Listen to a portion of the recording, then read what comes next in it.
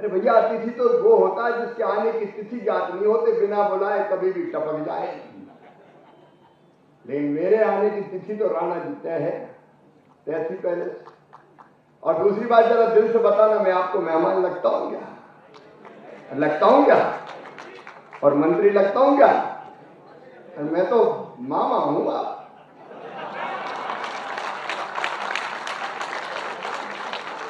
और किसानों का सेवक हूं। यहां भी आए तो मुझे पता चला हाल में कार्यक्रम। अब किसानों का कार्यक्रम जब तक खेत में ना हो तब तक मजा कैसे आए? तो हमने कहा कि भैया हम तो खेत में जाएंगे, तो हम रामरतन शर्मा जी के खेत में गए। रामरतन जी बैठेगा, राम प्रताप जी। अब राम तो राम होता है, रतन हो चाहे प्रताप हो। और फिर मैंने उनकी पूरी फसल देखी। अब उन्हें जो तरबूज खिलाया, मैं तो आश्चर्यचकित रह गया। लाल रंग का तरबूज, पीले रंग का, फिर ऑरेंज, स्वाद एक से एक। और वो इंटर क्रॉपिंग करते हैं। जब गेहूं लगाते हैं तभी तरबूज भी बीच पहले से तैयार रखते हैं, और तभी तरबूज भी लगा देते हैं। गेहूं कटे तरबूज आ गए, खीरा हो, तोरई हो। मैंने उनसे पूछा, 1 एकड़ में 1 किलो में कितने शुद्ध लाभ कितना होता है? तो उन्हें पूरा हिसाब किताब लगा के बताया, 6 महीने में 3 लाख। ये राम प्रताप जी आपके बगल में, सिवा गांव में। मैं सचमुच कहता हूं कि अगर खेती ढंग से की जाए तो ज्यादा लाभ कमाया जा सकता है। और आज मैं आपके बीच आया हूं तो कोई मंत्री के अहंकार से नहीं आया। मैं तो कृषि मंत्री हूं। कृषि मंत्री का काम क्या है? किसानों के बीच जाओ, खेतों में जाओ, किसानों की समस्या समझो। देखिए, कृषि भारतीय अर्थव्यवस्था की आज भी रीढ़ है, और किसान उसकी आत्मा, और किसानों की सेवा मेरे लिए भगवान की पूजा है। मुझे जब से कृषि मंत्री बनाया मोदी जी ने, ये दायित्व दिया कृषि और ग्रामीण विकास का, तो मेरे रोम रोम में किसान है और हर साथ में खेती है। मैं खेती को जीने की कोशिश कर रहा हूं, क्योंकि इसके बिना काम नहीं चलता। कृषि मंत्री बंगलों में कैसे बैठे रह सकता है? मुझे ट्रैक्टर पर भी हाथ आजमाता हूं, बोनी भी करता हूं। और कई कहते किसान का बेटा, किसान का बेटा। किसान का बेटा क्या है? हम तो किसान ही है, खुद ही खेती कर रहे हैं। और खेती के बिना हिंदुस्तान का काम चल नहीं सकता।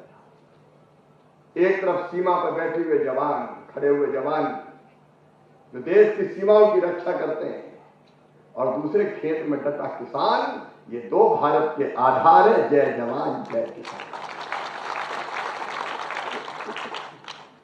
उसमें अटल जी ने जोड़ दिया जय विज्ञान, और मोदी जी ने जोड़ दिया जय अनुसंधान। अब पाक की तो, पाकिस्तान की तो किस्मत खराब थी। उधर बैठा हमसे कर तो दिया पहलगांव में, लेकिन बाद में ऐसा सबक सिखाया, आतंक के अड्डे भी तबाह। पहले हमने निर्दोष नागरिकों पर वार नहीं किया,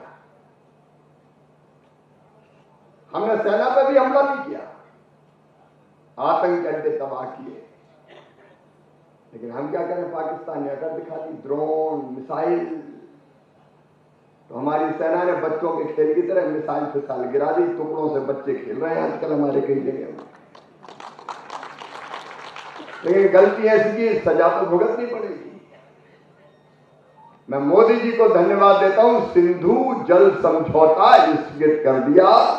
सिंधु नदी का पानी, सिंधु, चिनाब, झेलम अन्यायपूर्ण समझौता था किसान भाई। पानी हमारा, नदियां हमारे यहां से बहती, ग्लेशियर हमारे यहां, और पानी देगा पाकिस्तान। 80% पानी पाकिस्तान, 20% हिंदुस्तान। और केवल पानी नहीं दिया, नेहरू जी ने पैसे भी दे दिए। 83 करोड़ रुपए ले जाओ, नहर बनाओ, पानी ले जाओ। इस सब अन्याय नहीं हो सकता कुछ किसानों के साथ। हमारा पंजाब, हरियाणा, राजस्थान, हिमाचल, जम्मू कश्मीर, कल मैं जम्मू कश्मीर में था, बॉर्डर पे जो किसान थे उनकी तकलीफ सुनने गया था मैं, सीमाओं पे जो लड़ते हैं और पहला बार झेलते हैं। ये सिंधु जल समझौता रद्द करने के लिए, स्थगित करने के लिए प्रधानमंत्री नरेंद्र मोदी जी का मैं अभिनंदन करता हूं, स्वागत करता हूं। अब ये पानी हमारे देश में आएगा और हरियाणा तक पानी की लहर चलेगी, चिंता मत करना। इस पानी का उपयोग अब भारत करेगा अपने किसानों के लिए, अपनी खेती के लिए। लेकिन आज हम आपके बीच में क्यों आए? विकसित कृषि संकल्प अभियान नाटक नहीं है बहनों और भाई, ये अंतरात्मा से निकला, एक तरफ से निकला है। मोदी जी, प्रधानमंत्री जी का संकल्प है विकसित भारत, लेकिन विकसित भारत किसानों को आगे बढ़ाया नहीं हो सकता। विकसित भारत के लिए विकसित खेती और समृद्ध किसान, उसके बिना विकसित भारत नहीं बन सकता। और इसलिए हमने तय किया कि उत्पादन बढ़ाना है, आय बढ़ाना है किसानों की, उत्पादन बढ़ाना है, लागत घटाना है, उत्पादन के ठीक दाम देना है, नुकसान हो जाए तो भरपाई भी करना है। मैं हरियाणा की सरकार को, मुख्यमंत्री नायब सिंह जी को और आपको कृषि मंत्री जी, पूरी टीम को आपको बधाई देता हूं। आपने भावांतर भुगतान की योजना चालू की है। अगर एमएसपी का रेट ना मिले तो मार्केट रेट और एमएसपी के रेट के बीच का अंतर किसान के खाते में डाल दो, ताकि किसान के नुकसान की भरपाई हो जाए। सही दाम देने पड़ेंगे, पसीने की कीमत। और अभी जो मिनिमम सपोर्ट प्राइस घोषित की है, उसमें उत्पादन की लागत पे कम से कम 50% मुआवजे देगा, मुनाफे के साथ। मैं वो बातें जो राणा जी ने कही नहीं दोहराऊंगा, और रेट जो अब आपको महिपाल जी ने बताया कि इतने से इतनी होगी, वो नहीं दोहराऊंगा, उसकी जरूरत नहीं, क्योंकि आप सुन चुके हैं। लेकिन अभी भी बहुत गुंजाइश है खेती को विकसित करके लाभ कमाने। देखो, एक तरफ तो खेतों में किसान बैठा है अपना, और दूसरी तरफ हमारा कृषि विभाग का अमला राज्य सरकार का है, केंद्र सरकार का है, वैज्ञानिक है, यूनिवर्सिटी है, कॉलेज है, कृषि विज्ञान केंद्र है। मैंने देखा कि अमला बहुत बड़ा है, लेकिन कई जगह किसानों का कृषि विभाग से कोई संबंध ही नहीं है। वैज्ञानिक रिसर्च कर रहे हैं, शोध कर रहे हैं, अनुसंधान कर रहे हैं, लेकिन वो रिसर्च सही है तो वो किसान के पास पहुंचना चाहिए, रियल टाइम में पहुंचना चाहिए। एक तरफ वैज्ञानिक बैठे हैं लैब में, किसान काम कर रहा है खेत में। अब ये लैब और लैंड मिलते ही नहीं थे कई बार, तो हमने सोचा कि देखो भाई, 16,000 वैज्ञानिक है भारत के पास, कृषि विभाग के पास 16,000।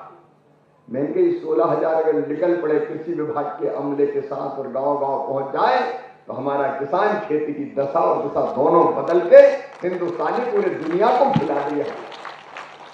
और इसलिए अभियान चलाया, 2170 टीमें बनाई, सारे वैज्ञानिक आज गांव-गांव जा रहे हैं, 29 तारीख से निकले। कल रात को मैंने समीक्षा की, कल रात तक हम 8,100 से ज्यादा गांव में हमारे वैज्ञानिक पहुंच चुके थे। केवल 2 कार्यक्रम, एक सवेरे करते हैं, एक शाम करते हैं, और 2-2, 3-3 घंटे किसानों से चर्चा। कैसे नई टेक्नोलॉजी, अब वो जाते हैं तो पूरी कुंडली लेके जाते हैं कि माटी कैसी है, जलवायु कैसा है, कौन सी फसलें बोई जाती, माटी में कौन कौन से पोषक तत्वों की कमी है, जिंक कितना है, पोटास कितना है, ऑर्गेनिक कार्बन कितना है, अलग अलग तत्व कौन से, और खाद उसको देख के कौन सा डालना चाहिए, कौन सी फसल की कौन सी किस्म, और उसके लिए कौन सा बीज। अब ये ढंग से किसानों को बताओ भाई जाके। तो वैज्ञानिक पूरी कुंडली गांव की और अगल बगल के गांव की लेके जा रहे हैं, पहले से तैयारी करके कि ये चीजें तो किसान को यहाँ फलानी फसल बोनी चाहिए। अगर कपास खत्म ही हो गया, पहले बहुत कपास होता था, कपास मिशन लॉन्च किया भारत सरकार ने, कैसे उस कपास मिशन का लाभ उठाए हमारे किसान। ये वैज्ञानिक गांव-गांव जाके बताओ, कृषि विभाग क्या करेगा भाई?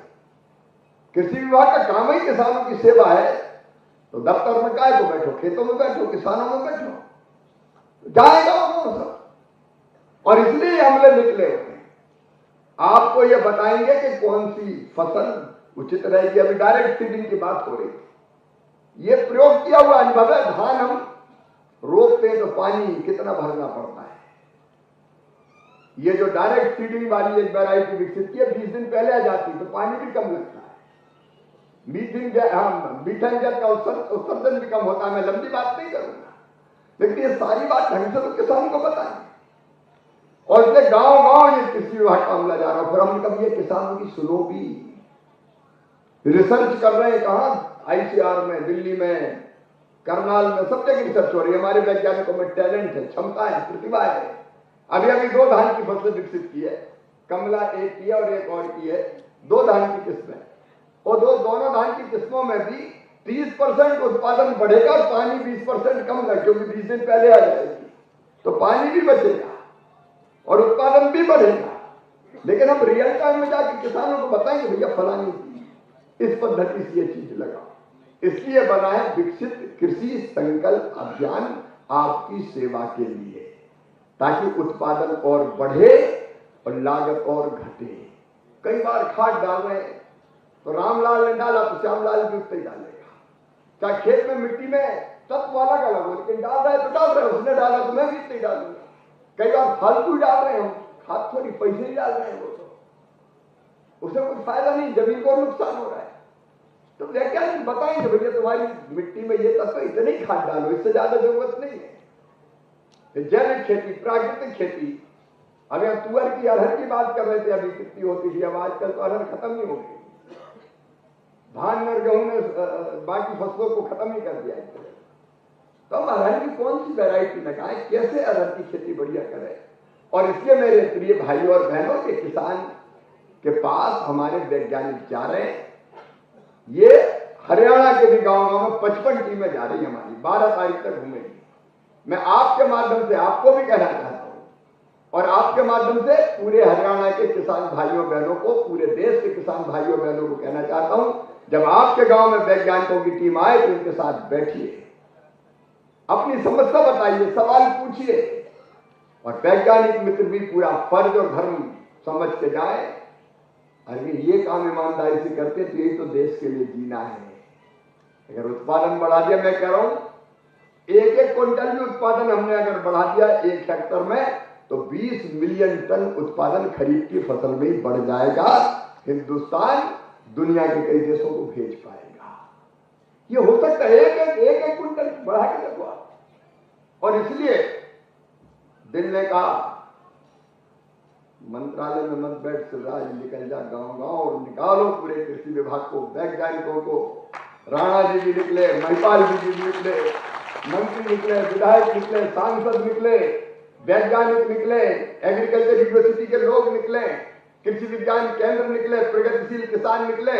आओ बदल डालें हिंदुस्तान की कृषि की दशा और दिशा, और भारत को फूड बास्केट बना दे पूरी दुनिया का, पूरी दुनिया को खिलाएगा कल भारत। मैं सच कहता हूं पूरे विश्वास के साथ। इसलिए आज आपके बीच आना हुआ, बहुत ज्यादा समय हो गया, इसलिए इससे ज्यादा बोलना आपके साथ अन्याय होगा।